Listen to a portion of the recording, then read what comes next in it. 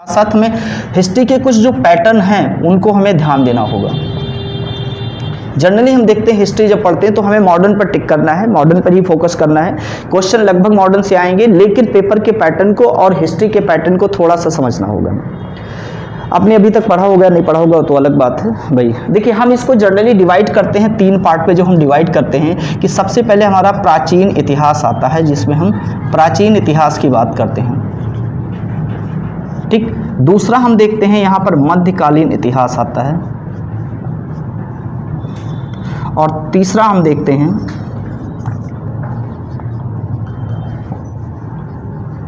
आधुनिक इतिहास। अब यदि हम प्राचीन इतिहास की बात करेंगे तो प्राचीन इतिहास में जो डिवाइड किए गए हैं इसके भी अलग अलग देशों में या महाद्वीपों में इसकी टाइमिंग चेंज है।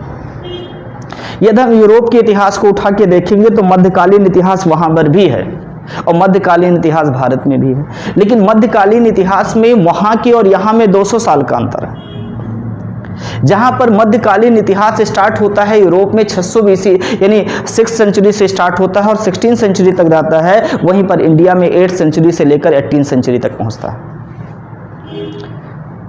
दोनों की लगभग टाइम एक ही है।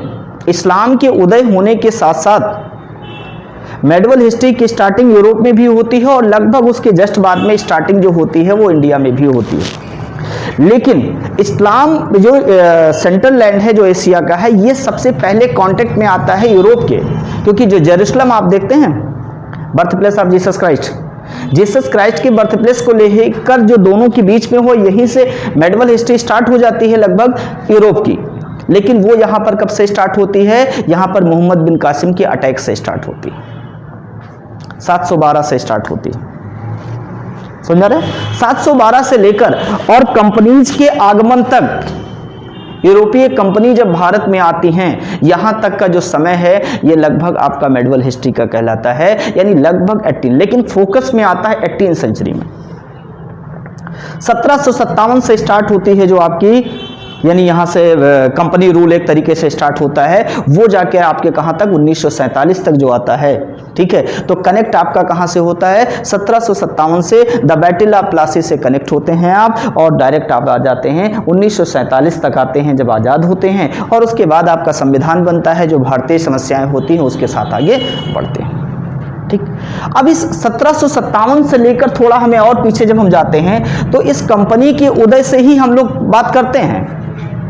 जो जिसने भारत में शासन किया उसकी जन्म कुंडली हमें थोड़ा देखना होगा, और फिर वहां से हम लोग आगे आएंगे। आपने देखा होगा, ये हम बात तो करेंगे 1757 से, क्योंकि लगभग सारी चीजें यहां से स्टार्ट होती है, लेकिन स्टार्टिंग इसकी 1600 से है।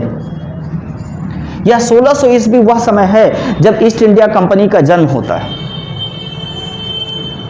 समझ आ रहे? ईस्ट इंडिया कंपनी के जन्म के साथ साथ ही मॉडर्निटी एक तरीके से देखा जाए, क्योंकि आगे हम लोग बढ़ते हैं, ठीक। इस समय दो राजाओं को, एक तो इंग्लैंड में आपको ध्यान देना होगा और एक भारत में ध्यान देना होगा। भारत में उस समय अकबर और वहां पे एलिजाबेथ, ठीक, ध्यान रखिएगा, दोनों को कंटेम्प्रोरी आप देखें। जहां पर अकबर आप देखते हैं, ठीक है, 1556 में शासन पे आते हैं, 2 साल बाद यहाँ पर एलिजाबेथ आती हैं, और 1558 में एलिजाबेथ का शासन यहाँ से स्टार्ट हो जाता है। इतना समझ आ रहा है? कोई डाउट तो नहीं है, ठीक। एलिजाबेथ का शासन यहाँ से स्टार्ट हो जाता है, और एलिजाबेथ का शासन जो होता है वो 1603 तक होता है, और इनका शासन जो होता है 1605 तक होता है। दोनों एक दूसरे के कंटेम्प्रोरी हैं, ठीक। एक तरीके से देखा जाए मुगल टाइम में तो यहाँ भी ये टाइम जो है शांति का लगभग कहा जा सकता है। बहुत ज़्यादा फॉरेन इन्वेडर यहाँ भी नहीं आते हैं, इन्वेड नहीं करते हैं, कोई फॉरेन अटैक नहीं होता है, विदेशी अटैक नहीं होता है। बहुत से सेक्टर में काम भी होते हैं, और एक कह सकते हैं जब मेडोला आप पढ़ते हैं तो थोड़ा समय के लिए सेकुलरिज्म को यहाँ फॉलो किया जाता है।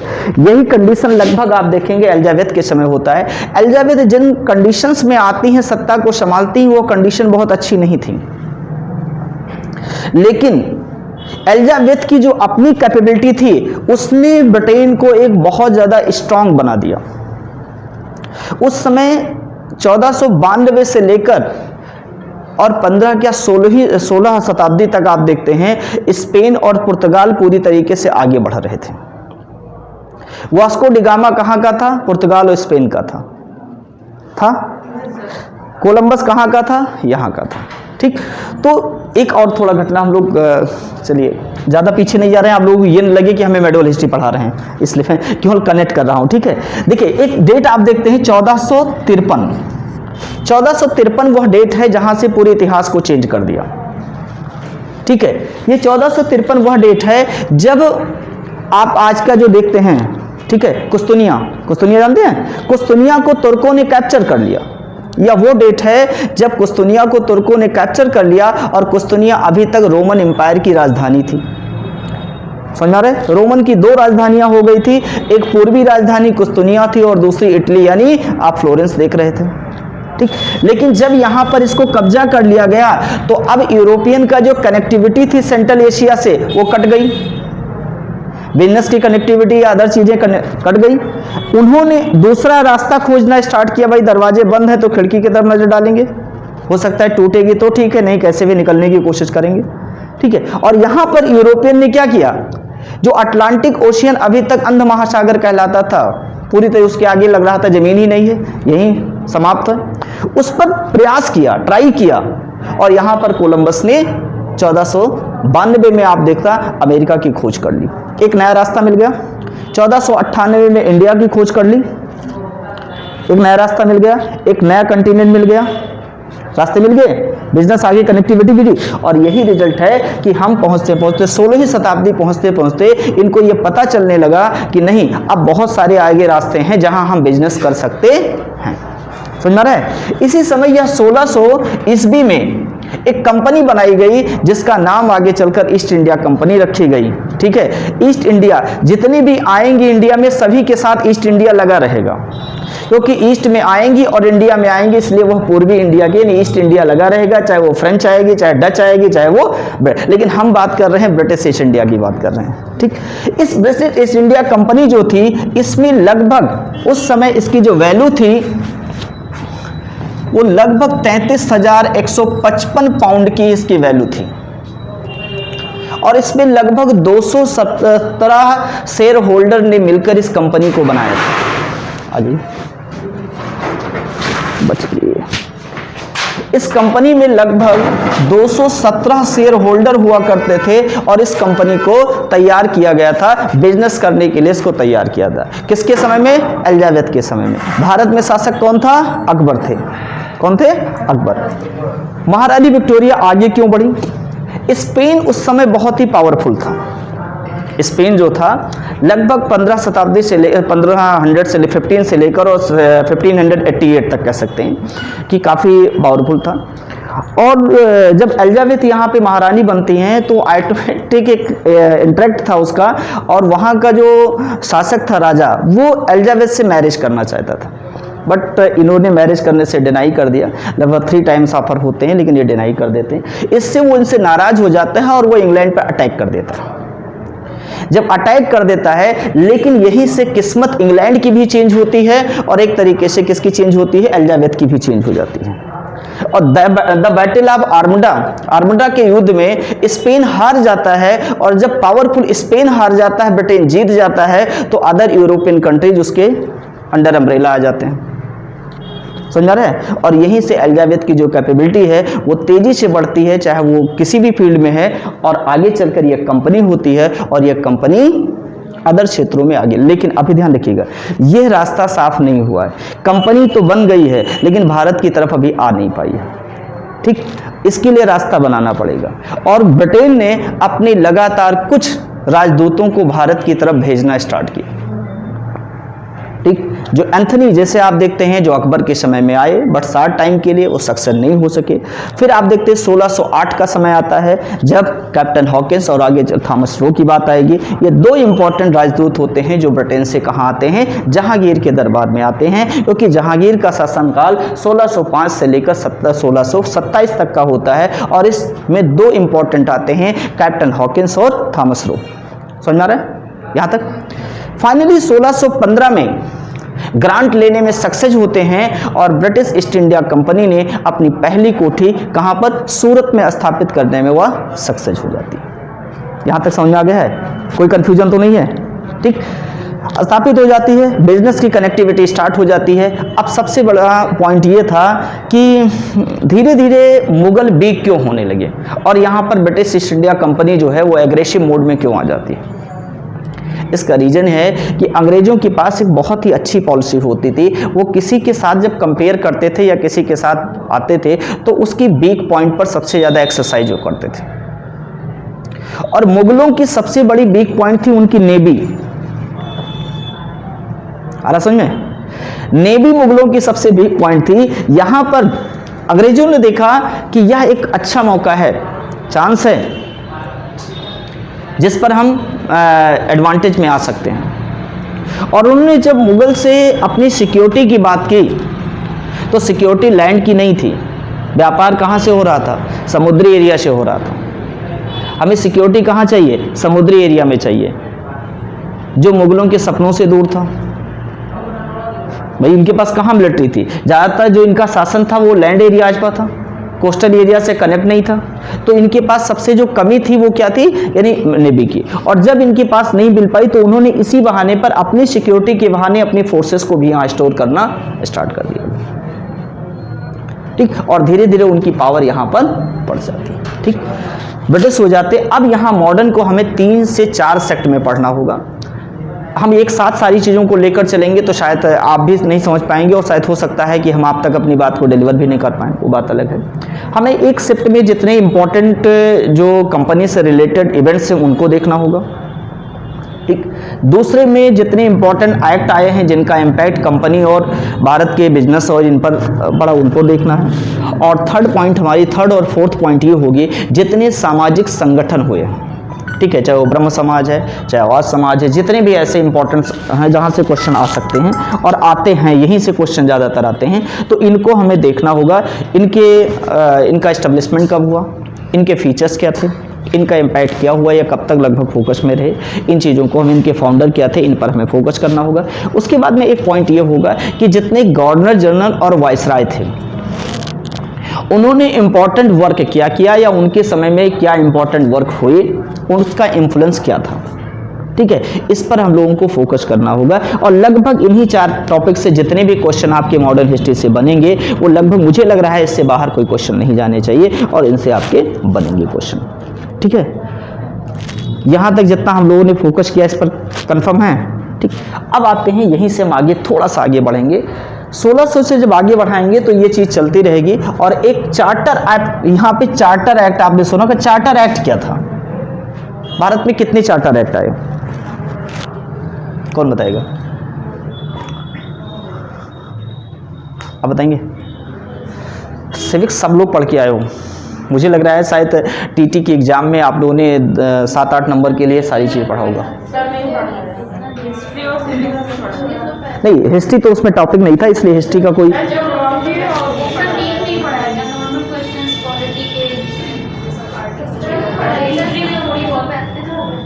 चलिए नहीं, हिस्ट्री कोई टॉपिक ही नहीं है। सॉरी, आप आपस में न लड़ें। हिस्ट्री कोई टॉपिक नहीं है, ठीक है। टीटी में कोई हिस्ट्री का टॉपिक नहीं था, सिविक्स के टॉपिक थे, जिनमें से आपका कॉन्स्टिट्यूशन था, संविधान था, उसमें से पार्लियामेंट था, उसमें से लोकल गवर्नमेंट आपकी थी, ये बताया गया था। और एक संवैधानिक इतिहास के अंतर्गत ये सारी चीज़ों को पढ़ा होगा, नहीं पढ़ा होगा तो कोई बात नहीं। देखिए, चार्टर एक्ट क्या था? चार्टर एक्ट एक राजलेख होता था जो राजा के द्वारा अथॉरिटी दी जाती थी, एक कह सकते हैं कि अथॉरिटी लेटर होता था।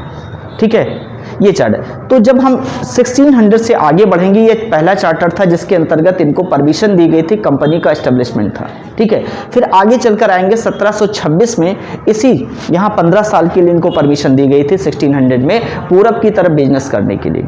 ठीक है, आगे चलकर यही 1726 में आएंगे और फिर इसको आगे बढ़ाया जाता है बिजनेस करने के लिए। इंडिया में चार्टर एक्ट की स्टार्टिंग जो होती है वो 1793 से होती है। ठीक है, पहला आपने देखा होगा जो रेगुलेटिंग एक्ट आया होगा, फिर पिट्स इंडिया एक्ट आपने देखा होगा, फिर सेटलमेंट एक्ट आपने देखा होगा, ऐसे बहुत सारे एक्ट आए होंगे। और आफ्टर दैट आपने देखा होगा कि 1793 में एक एक्ट आया था जिसका नाम था the charter act of India. ठीक, इसमें ये 4 एक्ट आए हैं और ये 20-20 साल के ड्यूरेशन पे आए हुए हैं। ध्यान रखिएगा, 1793 में पहला, फिर 1813 में आया है, फिर 1833 में आया है, और फिर लास्ट चार्टर एक्ट जो इंडिया में आया है वो कौन सा आया है, 1853 में आया है। समझ आ रहा है? ये 20 ईयर्स की ड्यूरेशन पे आपको मिलेंगे। ये 20 ईयर्स में उस कंपनी को 20 साल का लाइसेंस प्रोवाइड किया जाता था आगे 20 साल के लिए, कि आपको बिजनेस करने की परमिशन दी जाती है। उसके साथ कुछ चीज़ें उसमें संशोधन भी किए गए हैं, टाइम टू टाइम नए रूल्स बनाए गए हैं, और उस रूल्स के अकॉर्डिंग टू उसमें कुछ संशोधन किए। ठीक, यहाँ तक समझ में आ गया है? तो यहाँ से हम एक जो इंपॉर्टेंट इवेंट्स हैं उनको लेकर चलते हैं, और सबसे पहले हम आते हैं 1757 पर ही आएंगे।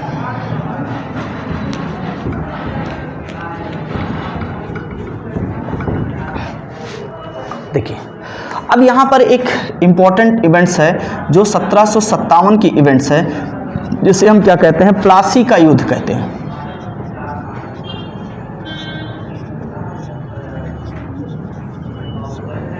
ये प्लासी का युद्ध होता है। स्पेशली देखा जाए तो यहीं से ब्रिटिश जो ईस्ट इंडिया कंपनी होती है वो एक्टिव हो जाती है, और धीरे धीरे एक एक करके वो लगभग 40% से ज़्यादा इंडियन स्टेट होते हैं जिसको वो अपने प्रेसिडेंसी में कवर कर लेती है पहुँचते पहुँचते। ठीक, ये प्लासी का युद्ध 1757 में आप देखते हैं होता है। किसके बीच में होता है? ये सिराजुद्दौला के बीच में होता है, और इंडियन जो उस समय ब्रिटिश कमांडर हुआ करते थे वो क्लाइव लाइट थे। कौन था?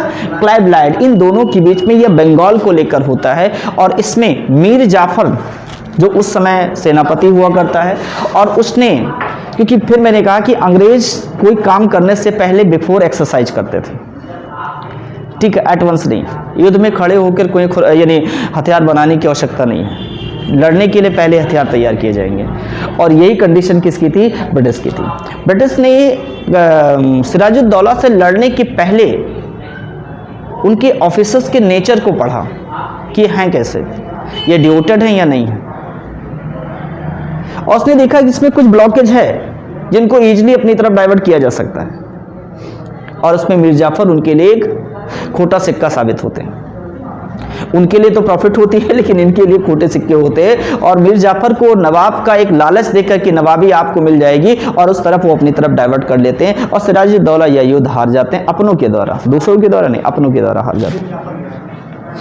और इस तरीके से बैटल ऑफ प्लासी हारने के बाद में, प्लासी की युद्ध हारने के बाद में बंगाल की आंशिक सत्ता जो थी, पूरी तरह नहीं, आंशिक सत्ता ब्रिटिश के हाथों में ट्रांसफर हो जाती है, और मीर जाफर को स्टैंप रूपी नवाब बना के उनको सत्ता पर स्थापित कर दिया जाता है, लेकिन वह केवल स्टैंप ही है। ठीक, एक दूसरा नाम आएगा मीर कासिम। ठीक, यहां से मीर कासिम हटते हैं और वो मुर्शिदाबाद पहुंचते हैं। मुर्शिदाबाद में अपनी पोजीशन को सही करने की कोशिश करते हैं, लेकिन तब तक इसकी इंफॉर्मेशन जो है वो ब्रिटिश को फिर लग जाती है, और अगला युद्ध जो होता है वो बक्सर का युद्ध हो जाता है। ठीक, इसमें 3 सेनाएं एक साथ आती, वहां सिराजुद्दौला लड़े थे, यहाँ शुजाउद्दौला लड़ेंगे। ठीक है, और वो शुजाउद्दौला कौन होंगे? अवध के नवाब होंगे। ठीक है, मुगल एम्परर कौन होगा? शाह आलम द्वितीय होंगे। कौन होगा? शाह आलम द्वितीय होंगे। और कौन होगा? मीर कासिम होंगे। ये तीनों एलाइड सेना, एक संयुक्त सेना लड़ेगी। किससे लड़ेगी? अंग्रेजों से लड़ेगी, लेकिन अनफॉर्चुनेटली ये भी हार जाएंगे। ठीक, ये हार जाने के बाद अब जो संधि थी, उसके बाद एक संधि होगी। उस संधि के अंतर्गत इलाहाबाद का जो एरिया है वो किसको मिलेगा? शाह आलम द्वितीय को मिलेगा। किसको मिलेगा? शाह आलम द्वितीय को मिलेगा। तो एक पैटर्न यहाँ पे है। अब 1764 आएगा, और 1764 में बक्सर का युद्ध आएगा, और फिर आएंगे 1765 आएगा, और 1765 में इलाहाबाद की संधि आएगी। ठीक है, कौन सी आएगी? इलाहाबाद की संधि आएगी, और इस इलाहाबाद की संधि के अंतर्गत शाह आलम सेकंड और ब्रिटिश के बीच में यह संधि होगी, जिसमें कुछ पैसों के साथ साथ ईयरली या इलाहाबाद का एरिया जो है वो किसको दे दिया जाएगा? ब्रिटिश को दे दिया जाएगा। ठीक, यहाँ से एक तरीके से ना तो ब्रिटिश की पावर इस एरिया में रह गई, सॉरी मुगल की पावर रह गई, ना ही अवध की पावर यहाँ पर बची, और ना ही बंगाल की नवाबी बची। ठीक, अब यहां से क्या हो जाएगा, यहां से सत्ता ट्रांसफर हो जाएगी यहां तक 1773 तक, ये चलती रहेगी आंशिक रूप से। लेकिन 1773 में इसी सत्ता को रेगुलेट करने के लिए, कंटिन्यू करने के लिए एक एक्ट लाया जाएगा जिसका नाम होगा रेगुलेटिंग एक्ट। क्या होगा, ठीक है, इसी सत्ता को आगे करने के लिए लाया जाएगा रेगुलेटिंग एक्ट।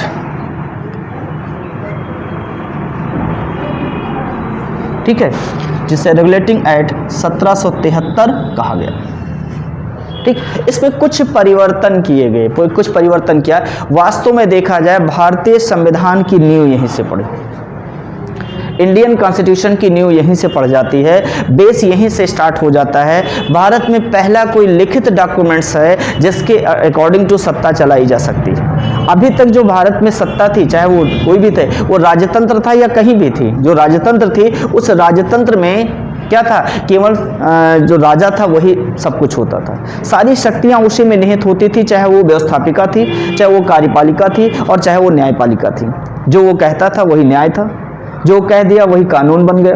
ठीक है, तो वहाँ पे कोई ऐसा इंपॉर्टेंट इंस्टीट्यूशन नहीं था जो इस तरीके से काम कर सके, या किसी ऐसे रूल के अकॉर्डिंग टू काम हो, ये भी कोई कंफर्म नहीं था।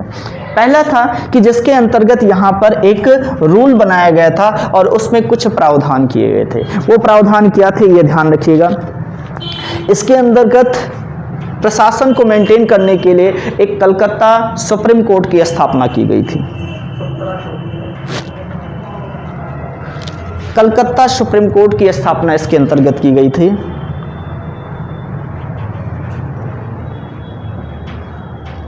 ठीक, ये न्याय व्यवस्था को मेंटेन करने के लिए की गई थी। इसमें कुल जजों की संख्या कितनी थी, कितने जज थे, कितने जज थे, कौन बताएगा, आप बताएंगे? तीन, कौन कौन से थे?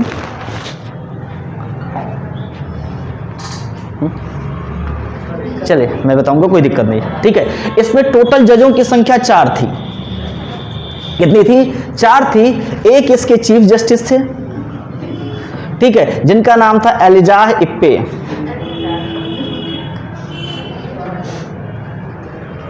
ठीक है, दूसरे इसमें जो अदर जजेस थे वो 3 थे, जिनमें से लेमेस्टर, ठीक है, जिसमें हाइड थे, ठीक है, और चैम्बर्स थे। ठीक है, ये 3, टोटल जजों की संख्या कितनी थी? 4। कौन कौन था चीफ जस्टिस? एलिजाह इप्पे थे, चीफ जस्टिस इसके हुआ करते थे। लेमेस्टर, चैम्बर्स एंड हाइड इसके 3 अदर जजेस थे। टोटल जजों की संख्या इसमें 4 की गई थी। पहला पॉइंट। ठीक, सेकंड पॉइंट क्या था? इसी के अंतर्गत जो अभी तक बंगाल का गवर्नर होता था उसे अब बंगाल का गवर्नर जनरल बना दिया गया, अर्थात वॉरेन हेस्टिंग बंगाल के पहले गवर्नर जनरल बन गए। ठीक, अभी तक गवर्नर 3 प्रेसिडेंसी थी, ध्यान रखिए, मुंबई प्रेसिडेंसी का गवर्नर, मद्रास प्रेसिडेंसी का गवर्नर और कलकत्ता प्रेसिडेंसी का गवर्नर। 3 अलग अलग गवर्नर हुआ करते थे। लेकिन अब बंगाल के गवर्नर को ही क्या कहा जाने लगा, उसका पोस्ट कर दिया गया कि वह गवर्नर जनरल ऑफ बंगाल होगा। ठीक है, समझ में आ रहा है? और ये किसको बनाया गया? वॉरेन हेस्टिंग को। किसको बनाया गया? वॉरेन हेस्टिंग को यहां बंगाल का गवर्नर जनरल बना दिया गया। ठीक, अगला पॉइंट, यहां पर एक पॉइंट और बढ़ा दिया गया, जो 24 मेंबर की एक कमेटी हुआ करती थी। ठीक है, जो डायरेक्टर की कमेटी हुआ करती थी, उसमें 24 मेंबर में अब एक शर्त रख दी गई थी। अभी तक क्या था कि जितने भी मेंबर होंगे उसमें पार्टिसिपेट 217 जो इसमें शेयर होल्डर होंगे उन्हीं में से मेंबर रखे जाएंगे, लेकिन मिनिमम जिसकी 500 पाउंड का इन्वेस्टमेंट कंपनी में है। ध्यान रखिएगा, कितने पाउंड का? लगभग 500 पाउंड का जिसका इन्वेस्टमेंट है उसको शेयर होल्ड इसमें रखा जाएगा। लेकिन अब इसकी संख्या बढ़ा दी गई, इसके अमाउंट बढ़ा दिए गए। अब क्या कर दिया गया कि कम से कम 1000 पाउंड का जिसका इन्वेस्टमेंट होगा वो इस मेंबर में होगा। ठीक, और ये किसको काउंसिल करेगी? ये गवर्नर जनरल को काउंसिल करेगी। तो इस तरीके से सत्ता को आगे करने के लिए, रेगुलेट करने के लिए ये कुछ रेगुलेटिंग एक्ट के अंतर्गत इस प्रावधान को किया गया, जिनमें से सबसे इंपॉर्टेंट, अब ध्यान रखिए, ये काम करना एस्टेब्लिशमेंट कब हुआ? आया तो किस एक्ट के अंतर्गत? 1773 के, लेकिन एस्टेब्लिश जो हुआ वो 1774 में हुआ। Supreme court. सुप्रीम कोर्ट काम कब करना स्टार्ट किया? लेकिन ये एक अभिलेखीय न्यायालय था। अभिलेखीय न्यायालय क्या होता है? कौन बताएगा? क्या आपका सेशन कोर्ट अभिलेखीय न्यायालय है? नहीं है। हाई कोर्ट हो सकता है, एंड सुप्रीम कोर्ट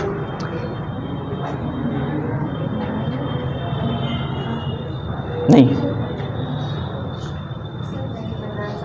आप बताएंगे?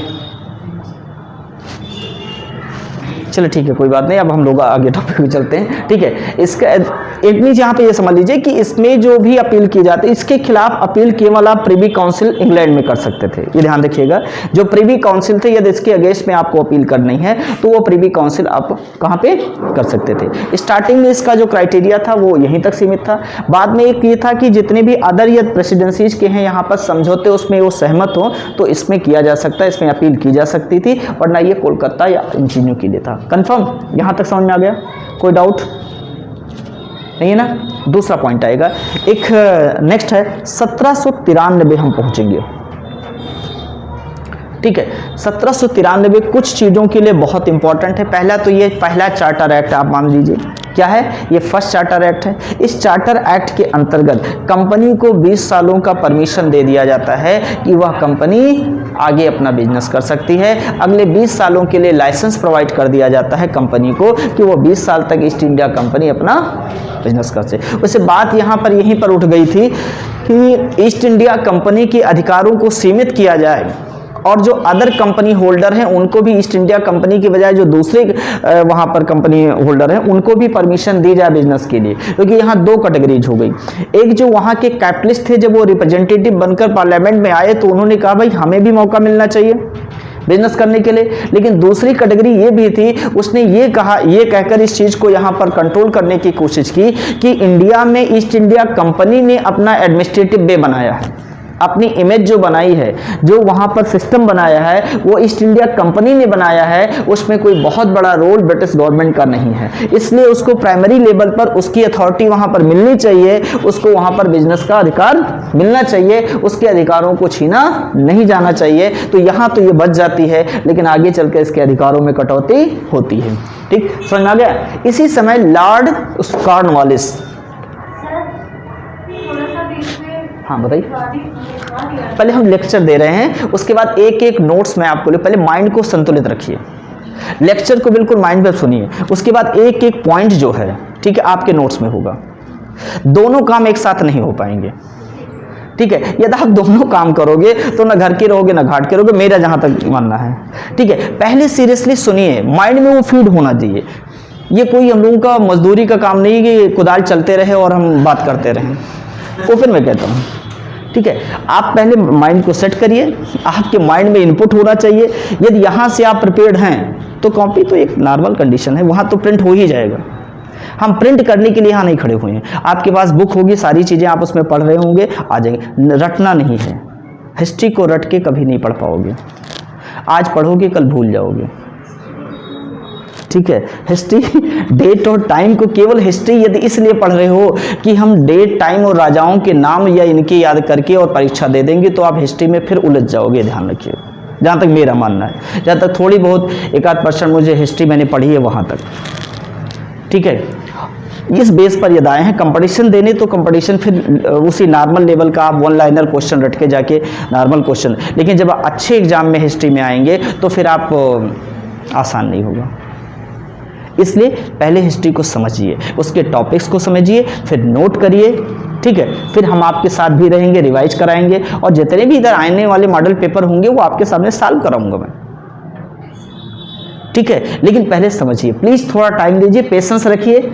ठीक है, बड़ी परीक्षा में हमें पेशेंस रखना बहुत ज़रूरी है।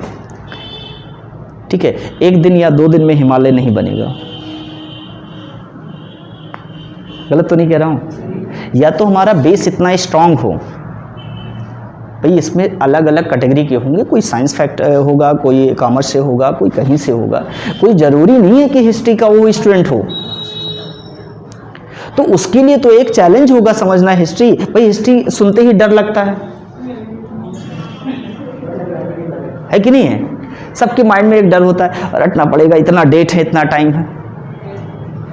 ठीक है, रटने की आवश्यकता नहीं है और ना ही आपको डरने की आवश्यकता है। आपको अपने माइंड में धीरे धीरे स्टोर्स जैसे जैसे हम कर सकते हैं, जितना हमारी कैपेसिटी हो। ये भी नहीं है कि हम इतना पढ़ा दें कि आप डाइजेस्ट ही ना कर पाओ। 2 टॉपिक 3 टॉपिक है मेरे पास, समय है, उतने समय में पूरा कर दूंगा, मेरी गारंटी है। मैं रिवाइज भी करा दूंगा, लेकिन जितना आपके पास है वो चीज़ें आप स्टोर करिए, ज़बरदस्ती उसमें मत लीजिए। जितना आप डोज ले सकते हैं, जितना डाइजेस्ट कर सकते हैं, उतना आप लीजिए। और जब बिल्कुल पूरी तरीके से समझ जाइए तब बताइए, मैं नोट करवा दूंगा। अरे तो नहीं कह रहा हूँ, ठीक है। या आप कहिए मैं शुरू किया, बुक ओपन किया, तुरंत शुरू कर दूं, मैं क्या दिक्कत है मुझे? इतना गला फाड़ने की क्या आवश्यकता है भाई? प्यास लग जाएगी, है कि नहीं है? आप लोग तो साइलेंट रहेंगे, हमें पानी पीना पड़ेगा। तो इसलिए कि आप लोग पहले समझिए, हमें प्रेशर दीजिए, हमसे आप मेहनत करवाइए, क्योंकि मैं उसी के लिए आया हूँ यहाँ। ठीक है, हमें अपनी एनर्जी वेस्ट करने दीजिए, वो बचाने के मैं करूँगा क्या? इसी के लिए तो आया हूँ। तो उस पर हमें फोकस कर दें। जब आपके माइंड में बिल्कुल कॉन्सेप्ट क्लियर हो जाए, फिर आप कहिए सर ये मेरे कॉन्सेप्ट क्लियर हो गए, हम नोट करा दें, एक बार रिवाइज करके आइए। जब भी अगली क्लास मेरी आए 2 मिनट उस पर डिस्कशन हो जाए, कौन कौन से टॉपिक है, वो ताज़ा रहेगा। रटने की आवश्यकता ही नहीं है, प्रेशर लेने की आवश्यकता नहीं है। बस ऐसे हम लोग गेम जैसे खेल। शेक्सपियर ने कहा है कि लाइफ इज अ गेम। इससे पहले उन्होंने कहा था लाइफ इज ए स्ट्रगल, कहा था। दोनों स्टेटमेंट एक ही व्यक्ति के हैं। ऑक्सफोर्ड के मोस्टली कोटेशन जो हैं वो आपके शेक्सपियर से आते हैं या फिर अलेक्जेंडर पोप से आते हैं,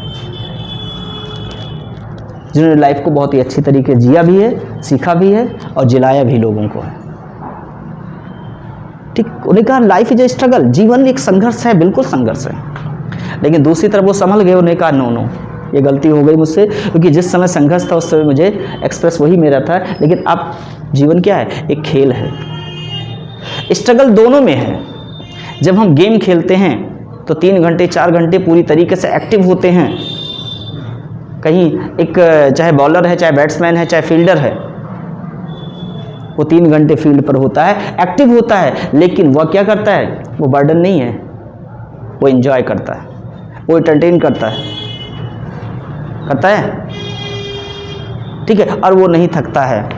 लेकिन जब उसी को हम बर्डन समझ लेते हैं, सुबह उठे और हमने कहा आज बड़े, तो पूरे दिन क्या हुआ? ऐसा कि नहीं है? पूरे दिन, जैसे मैं पढ़ाता हूँ तो मुझे लगता है कुछ हमारे सहयोगी हैं, वो जैसे लास्ट की बेल जब पूरी होगी तब से कहने लगे आज तो पूरी दिन पढ़ाते पढ़ाते परेशान हो गए। भाई हम तो आए इसीलिए हैं, हम तो पढ़ाने ही आए हैं ना।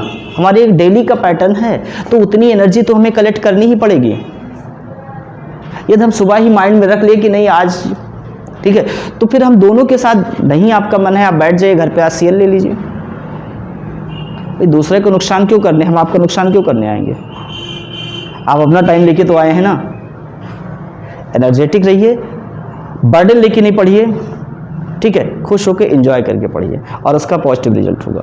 जहाँ ये हुआ कि नहीं आज रट के आना है मुझे, ये ले लाइन, नो, रटिए मत, कॉन्सेप्ट क्लियर करिए और कॉन्सेप्ट के साथ वो चीज़ें पढ़िए, स्टेप टू स्टेप आती जाएगी।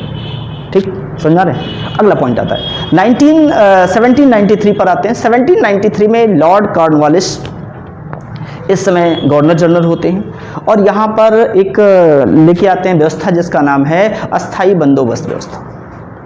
ठीक है, क्या नाम है? अस्थाई बंदोबस्त, जिससे हम सेटलमेंट प्लान भी कहते हैं। ठीक है, परमानेंट सेटलमेंट प्लान कहते हैं। ये 1793 में लाई गई और स्पेशली ये बंगाल की एरिया थी। ठीक है, बंगाल के साथ कुछ एरिया अवध का ये चीज़ें थे, लेकिन स्पेसिफिक ये बंगाल के लिए स्टार्ट किया गया था। बंगाल में इसमें क्या था कि 10 साल का एक जो एवरेज था, ध्यान से देखिएगा, 10 साल का जो एवरेज था, वो 10 साल के एवरेज के प्रोडक्शन के बिहाफ पर वहाँ पर ये डिसाइड किया गया था, टैक्स डिसाइड किया गया था। ठीक है, लेकिन यहाँ पर एक बात ध्यान रखना होगा, जो ज़मीन का मालिकाना हक था वो जमींदारों के पास में था। किसके पास था? जमींदारों के पास में मालिकाना हक था। एक जमींदार के पास में एक अमूनम कह सकते हैं लगभग 400 गांव होते थे। एक जमींदार के अंडर में लगभग 400 गांव होते थे। वो इसीलिए जमींदार नहीं राजा की हैसियत रखता था, इतनी उसकी कलेक्शन था और उसमें उसका कलेक्शन उसको टाइमली जमा करना होता था। जब टाइमली थोड़ा डिस्टर्ब हुआ तो इसी समय एक और पॉलिसी इसमें इंक्लूड कर दी जिसका नाम था सनसेट पॉलिसी, सूर्यास्त पॉलिसी।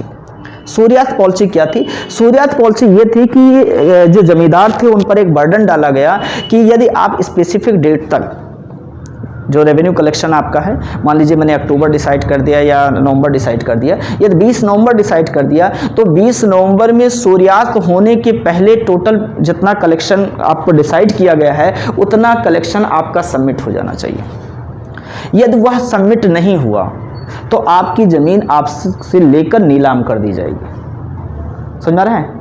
3 आए हैं, आगे चलकर हम तीनों को देखेंगे। एक मुंड्रो लेकर आएंगे, रैयतवाड़ी लेके आएंगे, एक महलवाड़ी लेके आएंगे और एक क्या होगा, ये परमानेंट या अस्थाई बंदोबस्त या इस्तेमारी सिस्टम, इसको डिफरेंट नाम से जानते हैं। ठीक, तो ये अस्थाई बंदोबस्त क्या होगा? 10 साल का एक एवरेज था, उसके बिहाफ पर उनसे लिए जाते थे। इसका टैक्स जो जनरली हम इस पे देखते हैं तो यह 10 साल का था। लगभग पूरी प्रेसिडेंसी के 19% एरिया जो था उस पर इसको लागू किया गया था। कितने एरिया पर? लगभग 19% पर लागू किया गया था। लागू कब किया गया था? 1793 में लागू किया गया था। लेके कौन आया था? लॉर्ड कॉर्नवालिस लेके आए थे। ठीक, समझ में आ रहा है? इसमें मालिकाना हक किसके पास था? जमींदारों के पास था। ठीक, समझ में आ रहा है? आपको दूसरा पॉइंट यहाँ पर पता चल गया, जो सनसेट पॉलिसी, टोटल एरिया कितना था? लगभग 19% का एरिया यह था। श्योर है? यहाँ तक कोई डाउट तो नहीं है? यहाँ तक कंफर्म हो गया ना? अब क्या बचा हुआ? ठीक है, ये टॉपिक हमारा कंफर्म हो गया ना? कब आया? यही क्वेश्चन आने हैं। कौन लेके आया? कॉर्नवालिस। कब लेके आए? 1793 में लेके आए। ठीक, इसमें टोटल एरिया लगभग कितना था? 19% एरिया था। ठीक है, टैक्स कितने पर? रिन्यूअल लगभग 10 साल का एवरेज दिया गया था। मालिकाना हक किसके पास था? जमींदारों के पास था। किस एरिया में लागू किया गया? बंगाल के एरिया में लागू किया गया। ठीक, स्पेसिफिक इसका एरिया जो बंगाल था, कुछ अवध के एरिया बाद में, लेकिन स्पेसिफिक एरिया जो होगा वो बंगाल का एरिया होगा। ठीक है, यहाँ तक हम लोग आएंगे। एक सिस्टम आगे चलकर एक घटना और आएगी, अभी हम घटनाओं पर चल रहे हैं, अभी पूरा वो नहीं चल रहे हैं। ठीक है, 1798 का समय आएगा और 1798 में एक आएगा सहायक संधि। क्या आएगी? सहायक संधि, जिसे हम इंग्लिश में सब्सिडरी अलायंस कहते हैं। और ये कौन लेके आएगा? लॉर्ड वेलेजली लेके आएगा। कौन लेके आएगा?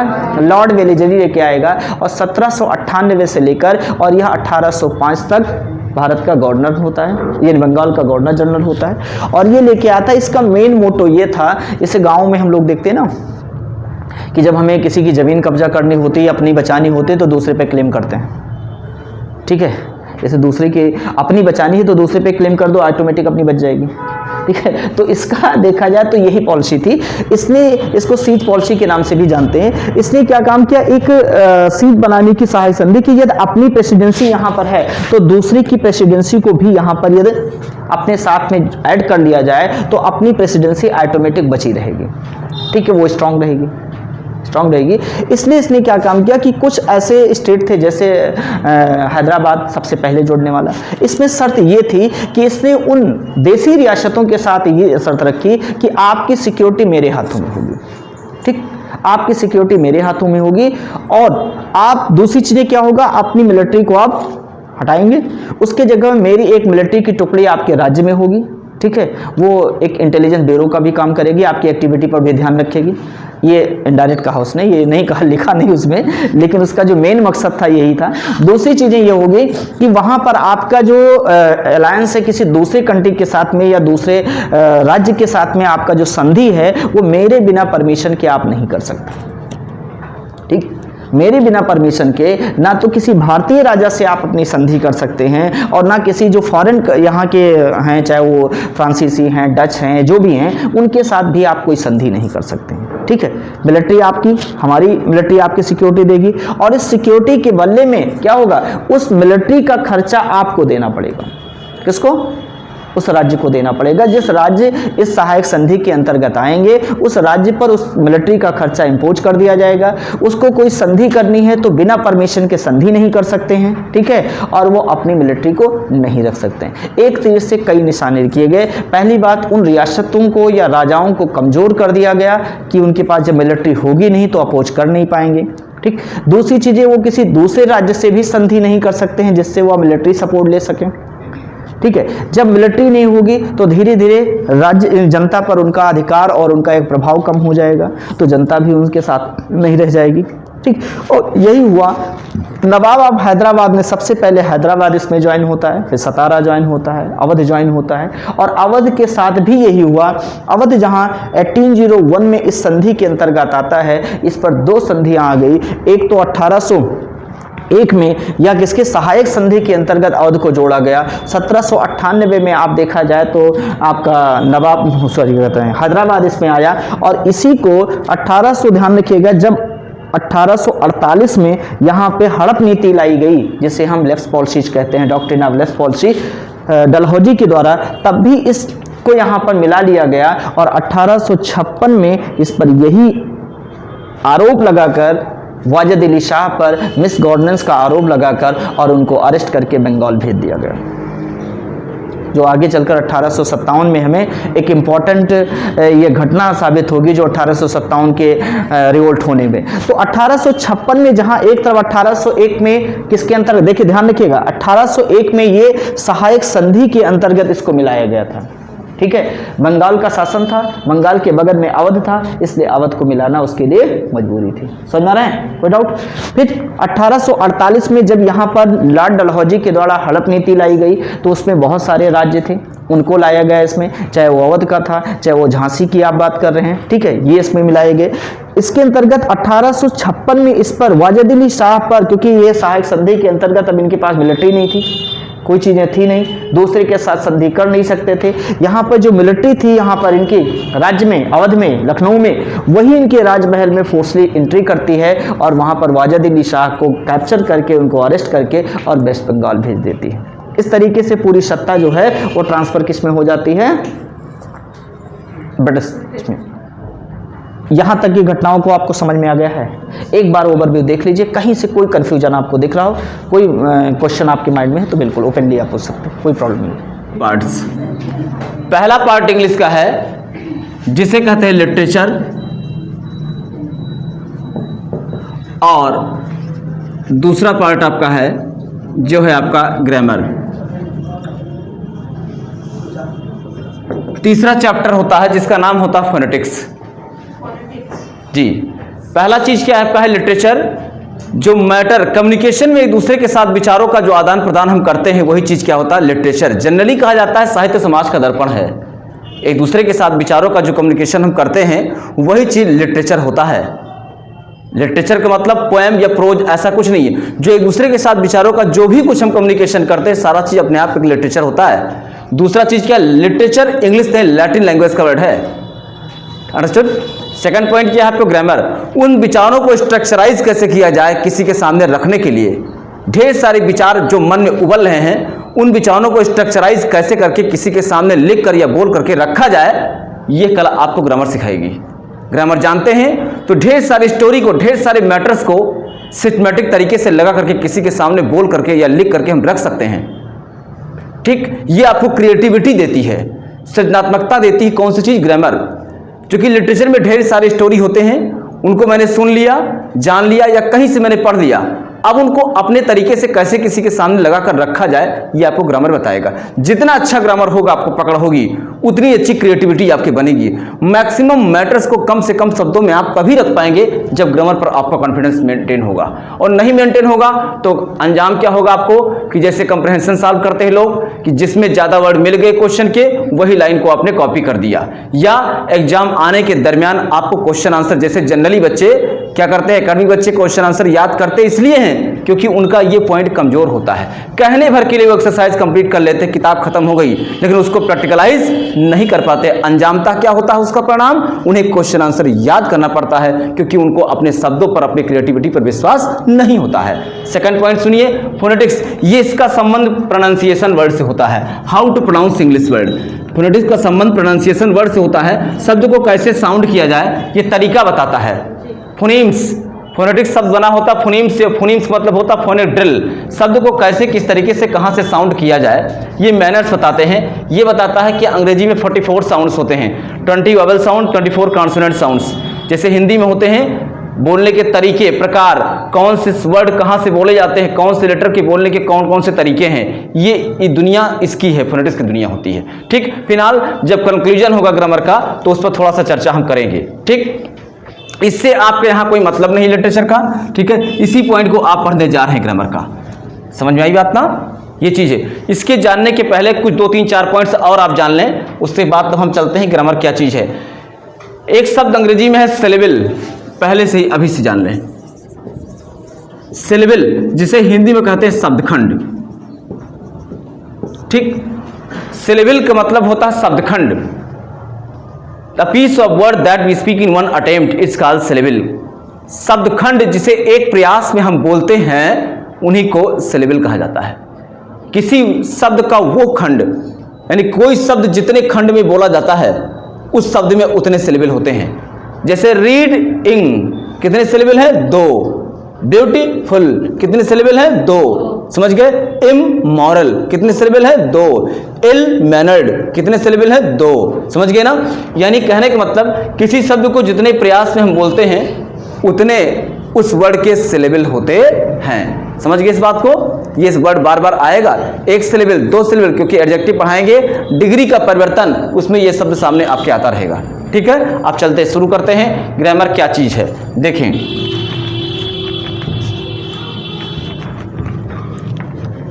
इंस्ट्रक्टिव पॉइंट ये है कि बोर्ड की बताई गई चीजों को नोट जरूर करते रहिएगा, पहली बात।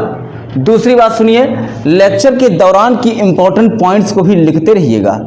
लेक्चर के दौरान जो इंपॉर्टेंट पॉइंट बताई जा रही है उसको भी लिखते रहिएगा। ये बात ध्यान दीजिए। हाँ, इसका मतलब ये ना अर्थ समझिएगा, नेगेटिव अर्थ लीजिएगा कि इसका मतलब सर कोई चीज़ लिखाएंगे नहीं। लिखाएंगे, ऐसी बात नहीं है, लिखाएंगे हम, ऐसी बात नहीं है, लेकिन जो बहुत एसेंशियल पॉइंट होंगी उन्हीं को लिखाएंगे।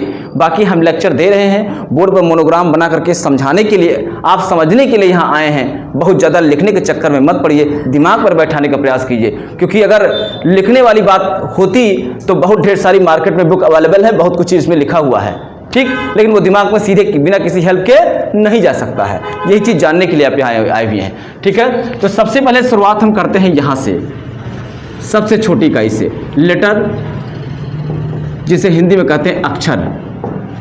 लेटर जिसे हिंदी में कहते हैं अक्षर, कहते क्या है? अंग्रेजी भाषा की वो छोटी से छोटी इकाई जिसे टुकड़ों में बांटा नहीं जा सकता है, लेटर कहलाता है। इससे छोटी चीज अंग्रेजी में कोई और नहीं होती है, इससे और छोटी चीज अंग्रेजी में होती नहीं है। सबसे छोटी चीज यही होती, यहीं से शुरुआत होती है इंग्लिश की, ठीक। अंग्रेजी भाषा की वो छोटी से छोटी इकाई जिसे टुकड़ों में बांटा नहीं जा सकता, क्या कहलाता है? लेटर। जिसे टुकड़ों में बांटा नहीं जा सकता है, इसी क्या कहा जाता है? लेटर। इसकी विशेषता क्या है? इसका ना तो कोई अर्थ होता है, ना तो कोई इसका अर्थ होता है, और ना तो इसकी कोई हिंदी होती है। जैसे पी का कोई मतलब हुआ और पी का कोई अर्थ है ना, पी की कोई हिंदी है नहीं, ना तो इसका कोई अर्थ है और ना तो इसकी कोई हिंदी है। क्यू का कोई अर्थ है नहीं है, क्यों? क्योंकि क्यू एक क्या है? लेटर, यानी कि अक्षर है। ना तो इसका अर्थ होता है और ना तो क्या चीज इसकी हिंदी होती है, ठीक। ना तो हिंदी होती है ना अर्थी होता। ठीक वैसे ही जैसे हिंदी भाषा के सबसे छोटी इकाई का नाम क्या होता है? अक्षर। अक्षर का ना तो कोई अर्थ होता है, ना तो अक्षर की कोई अंग्रेजी ही होती है। अक्षर की अंग्रेजी नहीं होती है। अंग्रेजी किसकी होती है? शब्द की होती है। अक्षर की अंग्रेजी नहीं होती। ये तथागत बिल्कुल शुरुआत से बता रहे हैं और अंतिम तक सब बात लागू होती चली जाएगी, ठीक। एक आपके मन में ये भ्रम हो सकता है कि जैसे का हम लोग लिखते चले आए हैं, के और गा का लिखते चले हम लोग जीए, फिर ये क्या है? ये अंग्रेजी नहीं, ये रोमन होता है। अंग्रेजी की लिपि यानी स्क्रिप्ट रोमन होती है, हिंदी की स्क्रिप्ट क्या होती? देवनागरी। ऐसे इंग्लिश की स्क्रिप्ट क्या होती? रोमन स्क्रिप्ट होती है। जनरली जो हम SMS की व्हाट्सएप पर जो मैसेज का करस्पॉन्डेंस करते हैं वो इंग्लिश नहीं रोमन का होता है। वो नाम दिया जाता है इंग्लिश का, लेकिन होता किस में है? रोमन में है। ये बात जानते रहिएगा इस चीज की। इन इंग्लिश की स्क्रिप्ट क्या है? रोमन है। समझ गए इस चीज को ना? अब सेकंड पॉइंट पे आइए। लेटर के बाद में दूसरी पॉइंट क्या आपका आता है? वर्ड आता है, जिसे कहते हैं शब्द, ठीक। शब्द किसे कहते हैं? हाँ जी, जब 2 या 2 से अधिक लेटर, हाँ, जब 2 या 2 से अधिक लेटर आपस से मिलते हैं और अपना अर्थ रखते हैं, यानी 2 या 2 से अधिक लेटर जब मिलेंगे और उनके मिलने का कोई निश्चित अर्थ होगा तो ही लेटरो कलेक्शन वर्ड कहलाएगा। जैसे C, A और T मिला दिया, क्या बन गया? कैट, तीनों मिला दिया, बन गया आपका कैट। इसका कोई अर्थ है कि नहीं है? हाँ है, इसलिए ये चीज क्या है? एक वर्ड है। ठीक, ऐसी भी दो या दो से अधिक, मतलब दो या दो से अधिक, दो से कम नहीं होने चाहिए। 3, 4, 5, 6, 10, 15, 20 हो सकते हैं, लेकिन दो से कम नहीं हो सकते। उन लेटरों के कलेक्शन का एक निश्चित अर्थ निकल रहा है, तो लेटरों कलेक्शन क्या कहलाता है? वर्ड कहलाता है। मतलब इसका मतलब ये भी निष्कर्ष निकला, एक दूसरा साइड इससे ये निकल करके आया, अगर दो या दो से अधिक लेटरों को आपस से मिलाया गया, उनके मिलाने का कोई निश्चित अर्थ ना निकला, तो लेटर कलेक्शन वर्ड नहीं कहलाएगा। जैसे एस, पी, टी, तीनों को मिला दिया, क्या बन गया? एस, पी और टी। इसका कोई अर्थ है? नहीं है। ये क्या वर्ड है? नहीं है। इन्हें वर्ड नहीं, इसे मात्र लेटरों का समूह कहा जाएगा। इन्हें वर्ड नहीं, इन्हें मात्र क्या कहा जाएगा? लेटरों का समूह कहा जाएगा। इन्हें वर्ड की स्टडी में नहीं रखेंगे। समझ में आई बात नहीं? ये चीज क्या है? यानी लेटर से वर्ड बनने के लिए एसेंशियल पॉइंट्स क्या चीज है? जब दो या दो से अधिक लेटर आपस से मिलेंगे और उनके मिलने के जो ग्रुप होगा उसका कोई निश्चित अर्थ निकलेगा, तो ही लेटर का कलेक्शन वर्ड कहलाएगा, अदरवाइज लेटर कलेक्शन वर्ड नहीं कहलाएगा। ठीक, जैसे देखिए यहाँ तीनों को आपस में मिला दिया, कोई अर्थ निकल रहा है? नहीं निकल रहा है, इसलिए ये वर्ड नहीं है। इन्हें मात्र लेटरों का समूह ही कहा जाएगा। जानना ये चीज जरूरी इसलिए है क्योंकि अंग्रेजी में शब्द दो प्रकार के होते हैं। एक मीनिंग किसमें? हिंदी में। पहले हिंदी में देखिए, हिंदी में शब्द दो प्रकार के होते हैं, एक मीनिंगफुल, दूसरा मीनिंगलेस। जैसे पानी वानी पिया हुआ, तो पानी हिंदी का सार्थक शब्द है, हिंदी वानी हिंदी का निरर्थक शब्द है। हिंदी के निरर्थक शब्दों की अंग्रेजी नहीं होती है। अंग्रेजी के जितने वर्ड होते हैं सारे वर्ड मीनिंगफुल, यानी कैसे होते हैं? सार्थक ही होते हैं। निरर्थक शब्द अंग्रेजी में नहीं होते हैं, लेकिन हिंदी में होते हैं। मकान बना लिया, तो मकान सार्थक शब्द हिंदी का, मकान हिंदी का निरर्थक शब्द है, इसकी अंग्रेजी नहीं होती है। दूसरी चीज क्या चीज है? अंग्रेजी अक्षर नहीं, अंग्रेजी शब्द की हमेशा होगी। अंग्रेजी अक्षर नहीं, अंग्रेजी शब्द की होगी। विशेष व्याख्यान इसका होगा कब? जब आप टेंस पढ़ेंगे, वर्ब का दायरा आएगा, उसमें बात और स्पष्ट रूप से आती जाएगी। ठीक, तीसरे पॉइंट आपका क्या आता है? नो, फ्रेज, वाक्यांश। फ्रेज, वाक्यांश, वाक्य का अंश, सेंटेंस का टुकड़ा। हिंदी में संधि विच्छेद पढ़ते हैं ना, वाक्य धन अंश इक्वल टू वाक्यांश, समझ गए? सेंटेंस का टुकड़ा। अब ये बात समझने के लिए यूं समझिए इस चीज को कि जब दो या दो से अधिक वर्ड आपस से मिलते हैं और अपना अर्थ रखते हैं, इसमें अपना अर्थ पर ज्यादा जोर देना है। क्यों? क्योंकि फ्रेज का शाब्दिक अर्थ ही लिया जाता है। जब दो या दो से अधिक वर्ड आपस से मिलते हैं और अपना अर्थ रखते हैं, तो वे फ्रेज क्या बन जाते, तो वे वर्ड क्या बन जाते हैं? फ्रेज बन जाते हैं। जैसे पहले छोटे फ्रेज को देखिए, एक वर्ड ये है ना, एक वर्ड ये है, दोनों को मिला दिया, लुक एट। लुक एट कोई मतलब होता है? हाँ होता है। लुक एट का मतलब क्या होता है? देखना। लुक का मतलब दिखना, ध्यान रखिएगा। लुक का मतलब क्या चीज? दिखना। लुक का सिनोनिम सीम या अपीयर होती है। लुक का सिनोनिम सीम या अपीयर होती है, लेकिन लुक एट का सिनोनिम सी या वॉच या नोटिस या गेज होता है। ठीक, बदल जाएगा तुरंत। फिर देखा आपने, यानी लुक का मतलब क्या होता है? देखिए, शाब्दिक अर्थ लेंगे तो क्या अर्थ निकलेगा? लुक का मतलब दिखना, और एट का मतलब पर। शाब्दिक अर्थ निकालेंगे तो क्या निकलेगा? पर दिखना, किसी चीज पर दिखना, अर्थात उस चीज को देखना। भावार्थ देखिए। और एक थोड़ा कॉम्प्लिकेटेड फ्रेज ले लीजिए,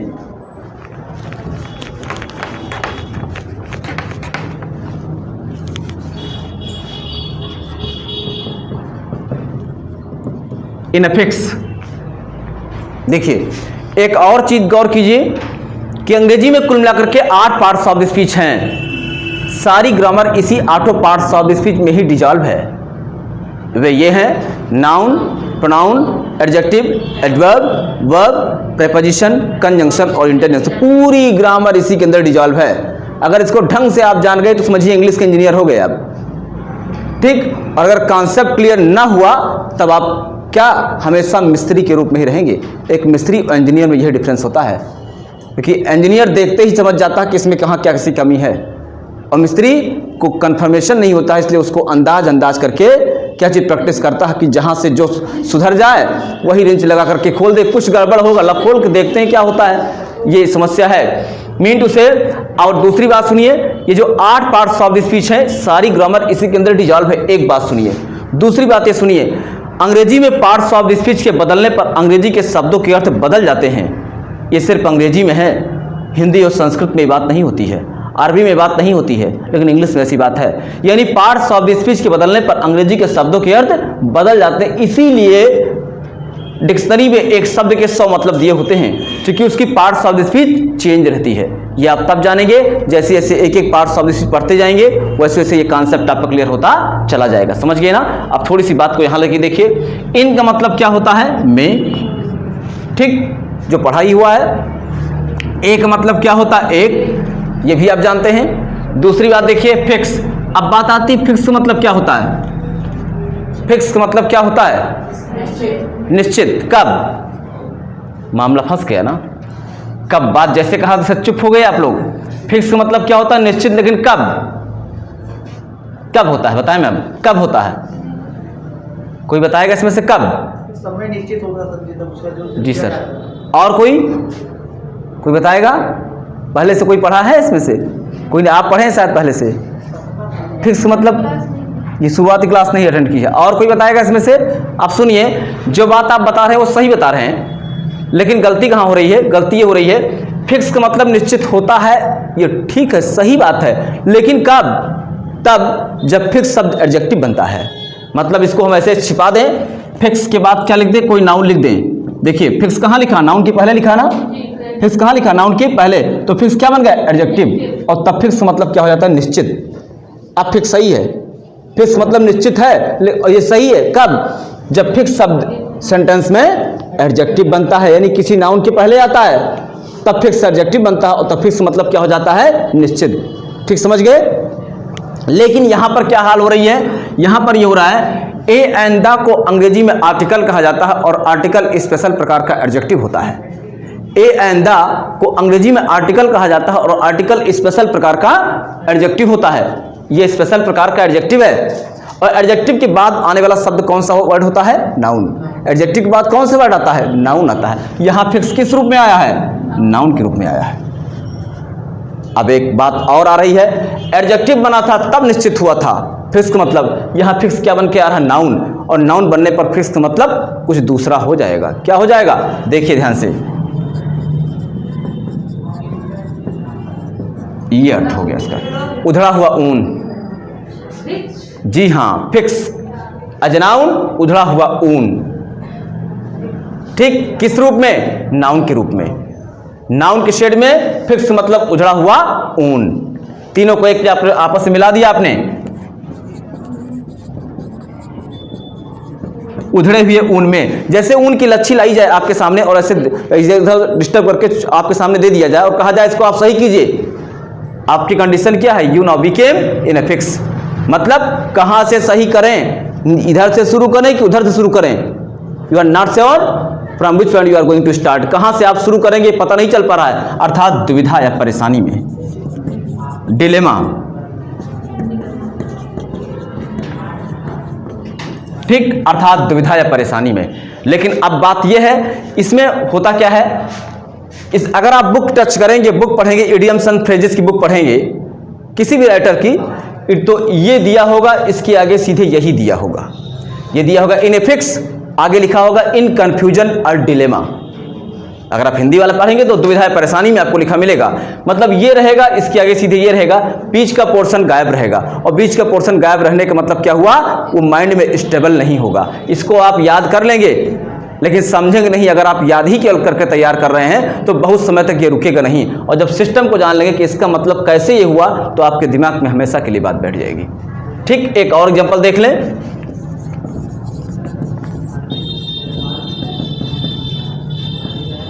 wild goose chase, UP board class 12th में इस फ्रेज को पढ़ा है, मास्टर फॉर एजुकेशन में आया है। वाइल्ड का मतलब जी, और गूज का मतलब होता है हंस, और चेस का मतलब खदेड़ना। वाइल्ड का मतलब जंगली, और गूज का मतलब हंस, और चेस का मतलब खदेड़ना। तीनों को अगर आपने आपस में मिला दिया,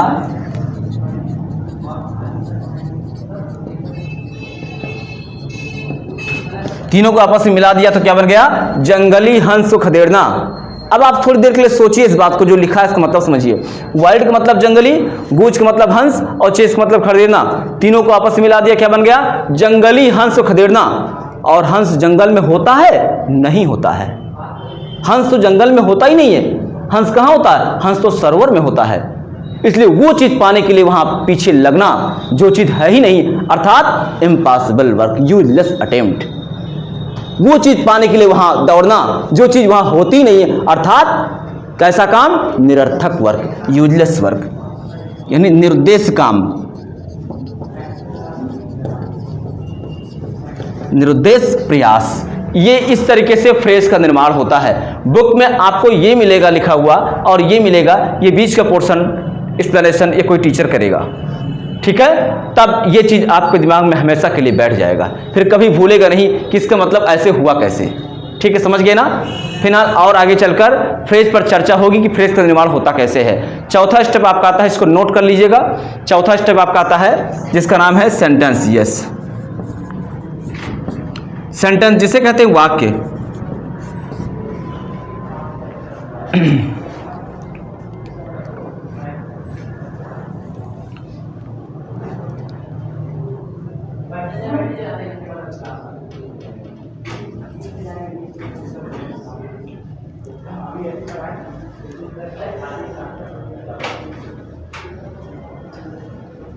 चलें आगे। देखें, sentence a group of meaningful words that make a complete sense is called sentence. ना, गड़बड़ हो गया। A group of meaningful words having, a group of meaningful words, आगे क्या है? Makes a complete sense having a verb is called sentence. अर्थपूर्ण शब्दों का ऐसा सिस्टमैटिक क्रम, अर्थपूर्ण शब्दों का ऐसा सिस्टमैटिक क्रम जो पूरा भाव प्रकट करे तथा जिसमें वर्ब हो, क्या कहलाता है? सेंटेंस। अगर वर्ब नहीं होगा तो सेंटेंस नहीं कहलाएगा, एक बात। और दूसरी चीज, a group of meaningful words, अगर ढेर सारे शब्द अपने जम्बल्ड फॉर्म में लिखे हुए हैं तो भी वो सेंटेंस नहीं है। अर्थपूर्ण शब्दों का एक ऐसा सिस्टमैटिक क्रम, अर्थपूर्ण शब्दों का एक ऐसा सिस्टमैटिक क्रम जो पूरा भाव प्रकट करे तथा जिसमें वर्ब भी हो, सेंटेंस कहलाता है। Children are playing in the field, teachers are teaching in the class. क्या है? शब्दों का एक सिस्टमैटिक क्रम है जिसका पूरा भाव निकल रहा है तथा जिसमें वर्ब भी हो, क्या कहलाता है? सेंटेंस कहलाता है। समझ में आई बात ना? नेक्स्ट पॉइंट पर देखिए।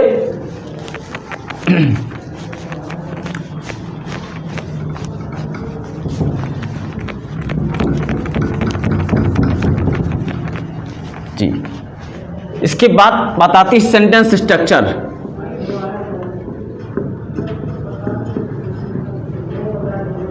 मतलब अंग्रेजी के वाक्य की संरचना, अंग्रेजी का वाक्य बनता कैसे है, किस क्रम में लिखा जाता है। सबसे पहले सब्जेक्ट आता है, फिर वर्ब आता है, फिर उसके बाद ऑब्जेक्ट फर्स्ट आता है, फिर ऑब्जेक्ट सेकंड आता है, फिर कंप्लीमेंट आता है और उसके बाद फिर आपका एडवर्ब आता है।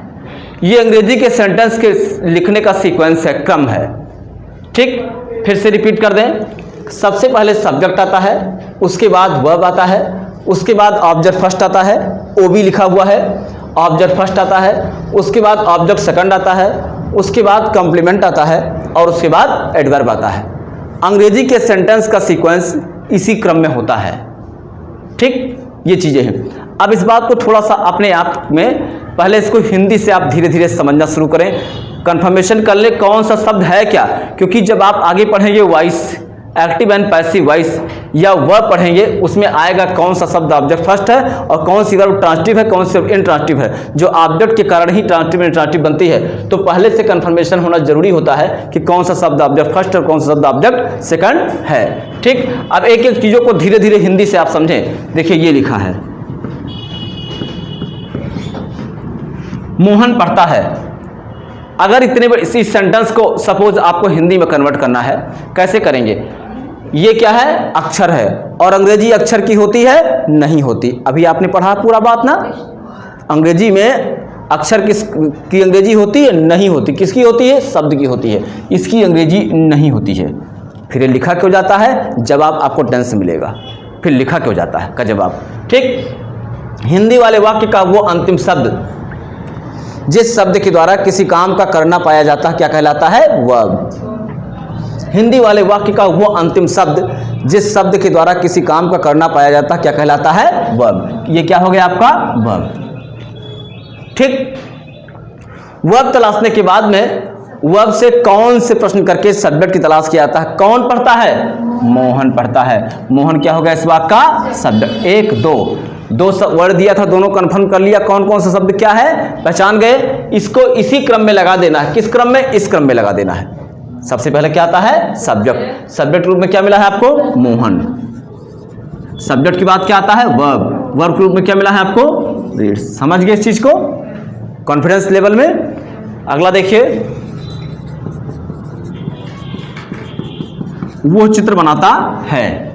धीरे धीरे सेंटेंस बढ़ रहा, सारी बातें कवर हो रही हैं। देखिए, हा क्या है? एक अक्षर है और अंग्रेजी अक्षर की नहीं होती है। ठीक, किसकी होती है? शब्द की। इस वाक्य का अंतिम शब्द क्या लिखा था? बनाता। बनाता शब्द से मालूम हो रहा है कौन सा काम हो रहा है? बनाने का। ये क्या हो गया? वर्ब। ठीक, इसी वर्ब से आपने कौन से प्रश्न किया? कौन बनाता है? वह बनाता है। वह क्या हो गया इस वाक्य का? सब्जेक्ट। सब्जेक्ट और वर्ब के बाद में अगली चीज क्या लिखी जानी? Object first. और ऑब्जेक्ट फर्स्ट की तलाश कैसे होती? इसी वर्ब से क्या से प्रश्न करके। क्या बनाता है? चित्र बनाता है। चित्र क्या हो गया आपका? Object first. 1 2 3 वर्ड दिया था, तीनों को आप जितने जान लिया कौन वर्ड क्या है, तीनों को उस क्रम में लगा देना है, क्योंकि अंग्रेजी का सेंटेंस उस क्रम में होता है। सबसे पहले क्या आता है? सब्जेक्ट। सब्जेक्ट रूप में क्या मिला आपका? ही। सब्जेक्ट के बाद क्या आता है? वर्ब। वर्ब के रूप में क्या लिखा है आपका? बनाता। ड्राज या मेक्स। ठीक, अब क्या बनाता है? चित्र, पिक्चर। समझ गए? क्या सब्जेक्ट है, क्या वर्ब है, क्या ऑब्जेक्ट फर्स्ट है। और देखिए सेंटेंस को,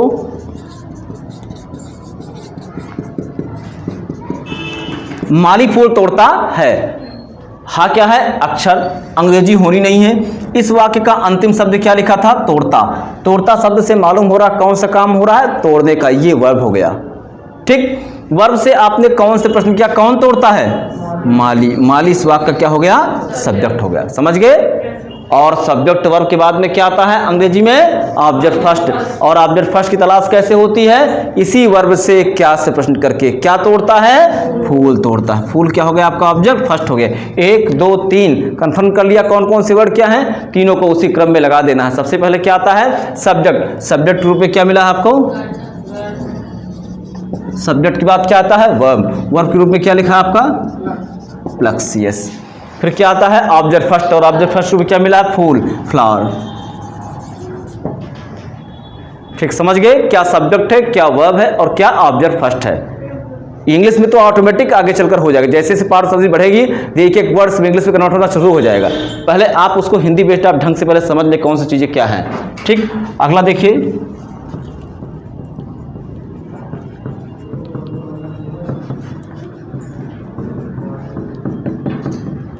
अध्यापक बच्चों को हिंदी पढ़ाते हैं। हा क्या है? एक अक्षर है, कट गया। देखिए, पढ़ाते क्या है? वर्ब। ठीक, वर्ब से आपने कौन से प्रश्न किया? कौन पढ़ाता है? अध्यापक। अध्यापक क्या हो गया? सब्जेक्ट। ठीक, सब्जेक्ट वर्ब के बाद में अगली चीज क्या आती है? ऑब्जेक्ट फर्स्ट की तलाश कैसे होनी है? इसी वर्ब से क्या से प्रश्न कर। क्या पढ़ाते हैं? हिंदी। ऑब्जेक्ट फर्स्ट हो गया। और ऑब्जेक्ट फर्स्ट के बाद में अगला चीज क्या लिखा जाना है? Object second. और ऑब्जेक्ट सेकंड की तलाश होती कैसे है? इसी वर्ब से किसको से प्रश्न करके। इसी वर्ब से किसको या किससे से प्रश्न करने पर जो प्राप्त होता है वो आपका ऑब्जेक्ट सेकंड होता है।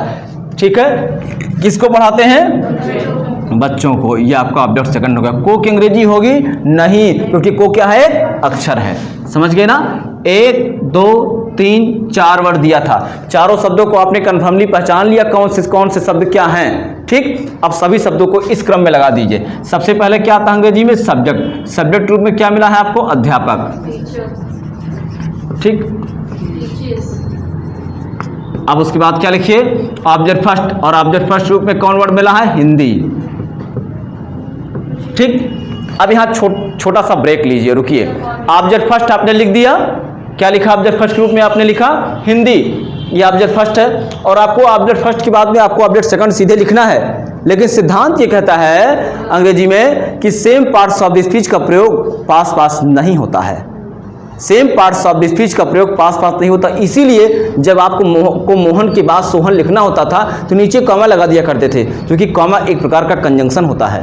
कंजंक्शन की दुनिया की शुरुआत कॉमा से ही होती है। अगर आपने कॉमा नहीं लगाया तो सेंटेंस आपका इनकरेक्ट, गलत हो गया। ठीक, समझ गए। लेकिन ऑब्जेक्ट फर्स्ट को ऑब्जेक्ट सेकंड से अलग करने के लिए अपनी तरफ से आपको करना क्या है, वो चीज है टू या फॉर नाम का प्रीपोजिशन यूज कर देना है।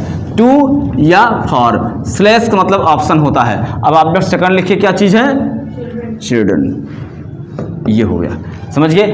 एक बात और क्लियर करना जरूरी है, यहीं पर सुन लीजिए। ये मत सोचिएगा कि टू या फॉर को के सेट में हमने लिखा है, को के सेट में टू या फॉर नहीं आता है। अगर ऐसा होता तो जहां जहां को आता वहां टू या फॉर लगता, जहां जहां को आता वहां टू या फॉर लगता, लेकिन ऐसा नहीं होगा। पहले इसको देख लीजिए, ये वाला एग्जांपल अभी और दे रहे हैं। ठीक,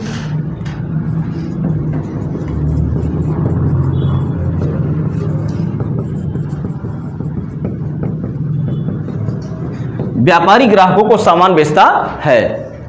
देखिए, बेचता वर्ब है, कौन बेचता है, व्यापारी, सब्जेक्ट हो गया। क्या बेचता है, ऑब्जेक्ट फर्स्ट हो गया। और ऑब्जेक्ट फर्स्ट के बाद में क्या जाना है आपको, ऑब्जेक्ट सेकंड। ठीक, किसको बेचता है, ये आपका ऑब्जेक्ट सेकंड हो गया। ठीक, 1 2 3 4 शब्दों को आपने जान लिया। चारों शब्दों को उसी सीक्वेंस में लगा करके आपको सेंटेंस के रूप में खड़ा कर देना है। सबसे पहले क्या आएगा, सब्जेक्ट। सब्जेक्ट रूप में क्या मिला है, व्यापारी। बिजनेसमैन मर्चेंट दोनों सही है। सब्जेक्ट के बाद क्या आया, वर्ब। वर्ब क्या लिखा है आपका, सेल्स, बेचते हैं। अब क्या बेचते हैं,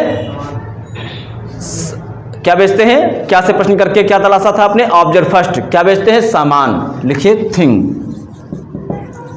अब उसके बाद क्या आएगा, थिंग के बाद क्या लिखा जाएगा, टू या फॉर। क्यों, क्योंकि ये ऑब्जेक्ट फर्स्ट का जो शब्द है सामान, ये भी नाउन है, और ऑब्जेक्ट फर्स्ट के बाद सेकंड जो लिखने जा रहे हैं ग्राहकों को, ये भी नाउन है, ये भी नाउन है और ये भी नाउन है। जबकि सेम पार्ट्स ऑफ स्पीच का प्रयोग अंग्रेजी में पास पास नहीं होता है।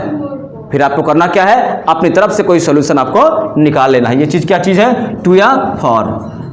अब क्या लिखा आपने, कस्टमर्स, ये आपने लिख दिया। ठीक, समझ गए। अब एक चीज ये देखिए, बिना ऑब्जेक्ट फर्स्ट के अगर सीधे ऑब्जेक्ट सेकंड दिया हुआ है तब क्या करेंगे। जैसे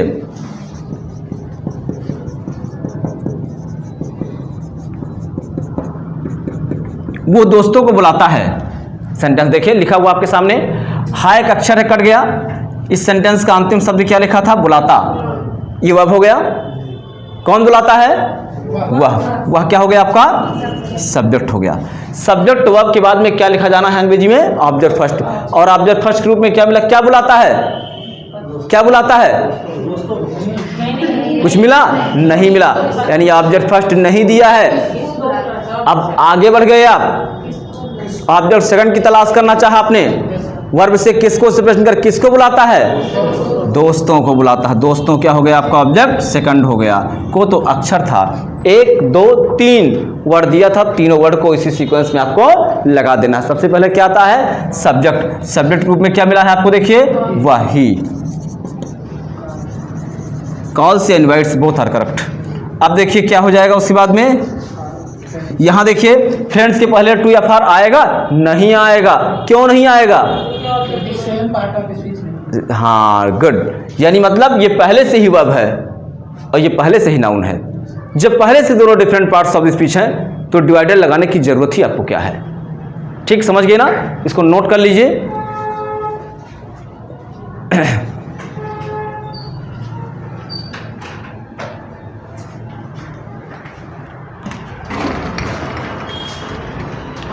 पानी हाँ।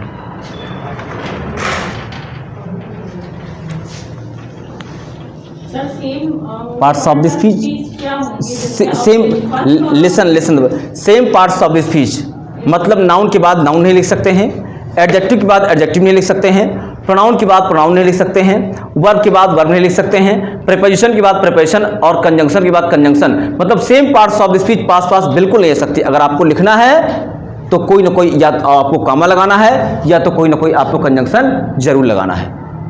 ठीक। अगर हमें ऑब्जेक्ट फर्स्ट और ऑब्जेक्ट सेकंड दोनों मिल रहे हैं तो हमें उसमें देखना होगा कि नाउन है वो नाउन है, मतलब नहीं, ऑब्जेक्ट फर्स्ट और ऑब्जेक्ट सेकंड दोनों ही नाउन होंगे, दोनों ही शब्द नाउन होंगे। अगर मान लीजिए एक प्रोनाउन भी होगा तो वो पर्सनल प्रोनाउन होगा, और personal pronoun is equivalent to noun. Personal pronoun वो नाउन के बराबर ही पावरफुल होता है, उससे 19 नहीं होता है, वो भी नाउन का ही दूसरा रूप है पर्सनल प्रोनाउन।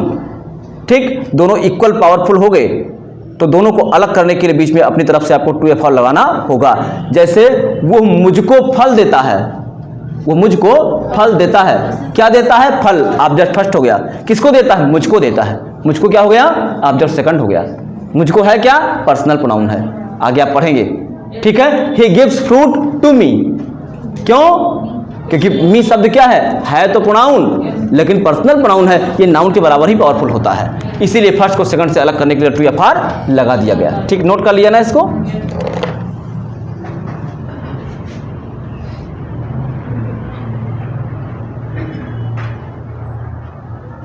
हाँ देखें,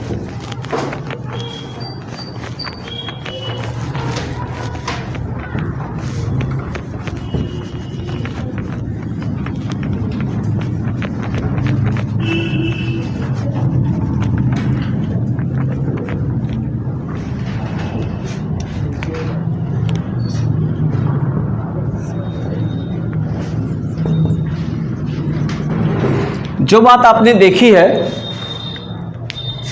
ठीक है सर,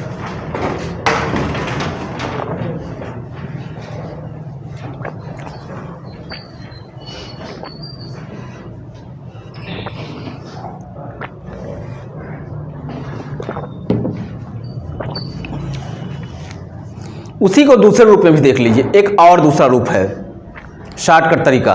वो चीज़ क्या है? ऑब्जेक्ट दो होते हैं, एक ऑब्जेक्ट फर्स्ट है, एक आपका ऑब्जेक्ट सेकंड है। ऑब्जेक्ट फर्स्ट का ही दूसरा नाम डायरेक्ट ऑब्जेक्ट होता है, और ऑब्जेक्ट सेकंड का दूसरा नाम इनडायरेक्ट ऑब्जेक्ट होता है। ठीक, क्या से प्रश्न करने पर जो मिला है अभी तक वो क्या हुआ है? ऑब्जेक्ट फर्स्ट है। क्या से प्रश्न करने पर उत्तर में जो मिलता रहा है अभी तक जो आप पढ़े हैं वो क्या चीज़ है? ऑब्जेक्ट फर्स्ट है। और किसको से प्रश्न करने पर, किसको या किससे से प्रश्न करने पर जो उत्तर मिला है वो चीज़ क्या है? आपका ऑब्जेक्ट सेकंड है।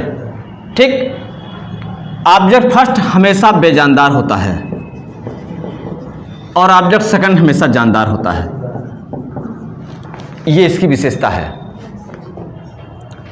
ये इसकी विशेषता है। ऑब्जेक्ट फर्स्ट हमेशा क्या होता है? बेजानदार होता है, नॉन लिविंग ऑब्जेक्ट होता है, और ऑब्जेक्ट सेकंड आपका लिविंग बीइंग होता है, यानी जानदार होता है। दूसरी बात सुनना है, ऑब्जेक्ट फर्स्ट का दूसरा नाम डायरेक्ट ऑब्जेक्ट भी होता है, और ऑब्जेक्ट सेकंड का दूसरा नाम इनडायरेक्ट ऑब्जेक्ट होता है, लेकिन ये बुकिश लैंग्वेज है। ऑब्जेक्ट फर्स्ट और ऑब्जेक्ट सेकंड ये प्रैक्टिकल लैंग्वेज है, और डायरेक्ट और इनडायरेक्ट ऑब्जेक्ट ये आपको बुकिश लैंग्वेज के रूप में मिलेगी। ठीक है, अगर आप डन मार्टिन जैसे बुक को अगर आप टच करेंगे पाएंगे तो उसमें दोनों लिखा मिलेगा आपको, यानी आपको ऑब्जेक्ट फर्स्ट और ऑब्जेक्ट सेकंड और डायरेक्ट और इनडायरेक्ट अब दोनों चीज़ें आपको लिखी हुई मिलेगी।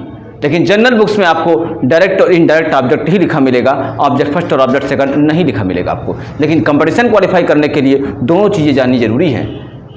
ठीक है, कभी कभी इधर से काउंटिंग करते हुए वहाँ तक पहुँच जाएंगे, कहेगा यही क्वेश्चन आएगा, कभी कभी वहाँ से काउंट करते हुए पहले वाला पूछ लिया जाएगा। ठीक, बाकी तो जानते ही हैं, समझ गए। इसका इस बताने का मेरा मतलब ये है, इसमें एक नियम है, वो चीज़ ये है फिप का नियम।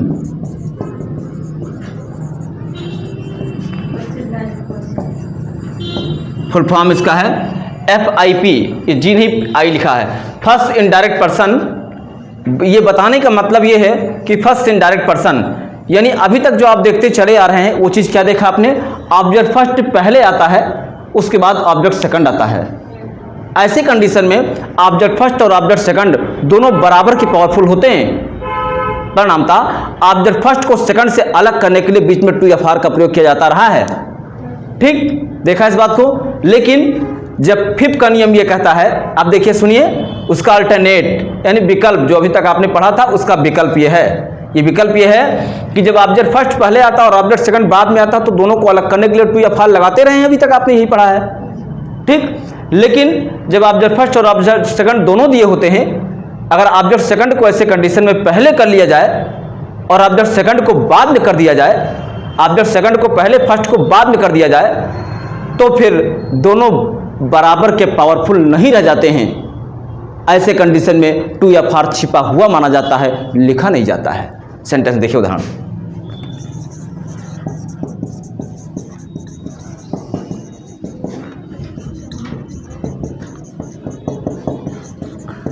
अध्यापक बच्चों को हिंदी पढ़ाते हैं। पढ़ाते वर्ब है, कौन पढ़ाता है? अध्यापक। सब्जेक्ट हो गया, क्या पढ़ाते हैं? हिंदी। ऑब्जेक्ट फर्स्ट होगा, किसको पढ़ाते हैं? ऑब्जेक्ट सेकंड हो गया, देख लिया। और अभी तक क्या लिखा था आपने?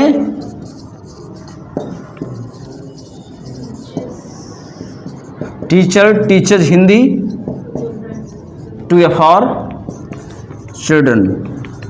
ये अभी तक आपने देखा था। ये तो सही है ही, ये तो सही है ही।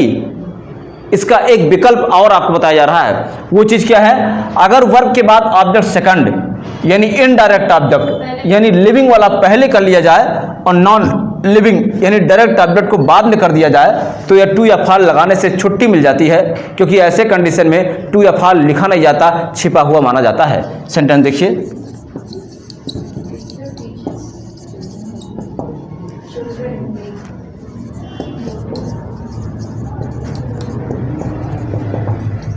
चिल्ड्रन हिंदी। ये देखिए ऑब्जेक्ट सेकंड देखिए पहले आ गया और ऑब्जेक्ट फर्स्ट आपका बाद में चला गया।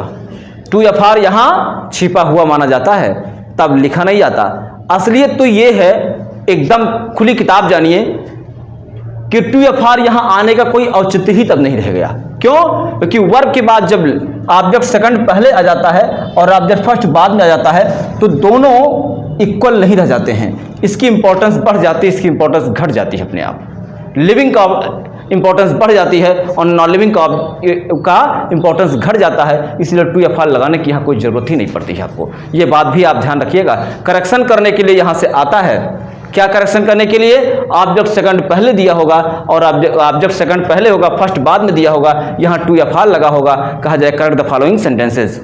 सेंटेंस को सही कीजिए। लेकिन जब आप पढ़े हैं क्या चीज़, अगर ऑब्जेक्ट सेकंड पहले है ऑब्जेक्ट फर्स्ट बाद में है तो दोनों को एक दूसरे से अलग करने के लिए टू या फार लगाने की जरूरत नहीं होती है। समझ में आई बात ना? एक दो सेंटेंस बनाए, इस पर हम बोल रहे हैं, लिखिए सेंटेंस।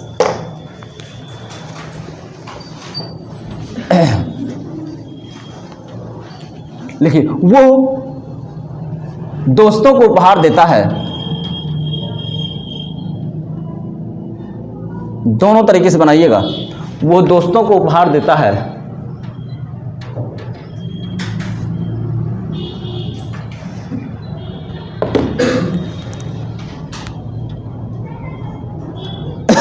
हाँ लिखिए मैम, लिखिए लिखिए।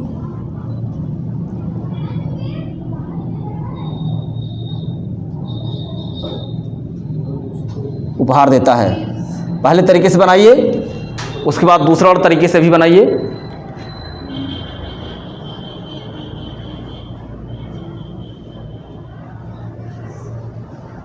बना लिया ना? He gives gift to friends, he gives friends gift. समझ गए ना? ऑब्जेक्ट सेकंड क्या है? फ्रेंड्स पहले कर दिया, गिफ्ट बाद में ढकेल दिया आपने, तो टू या फार लगाने से आपको छुट्टी मिल गई। ठीक, ये करेक्शन का विषय है, ध्यान रखिएगा इस चीज के लिए। एक और लिखिए सेंटेंस, लिखिए, बोल रहे हैं, लिखिए लिखिए। वे लोग दोस्तों को समाचार बताते हैं। वे लोग दोस्तों को समाचार बताते हैं।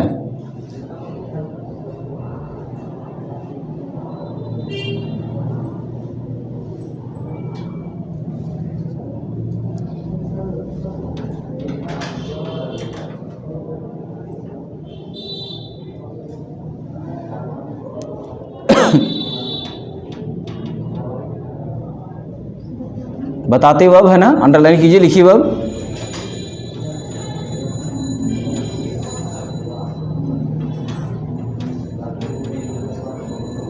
कंफर्म कर लिया?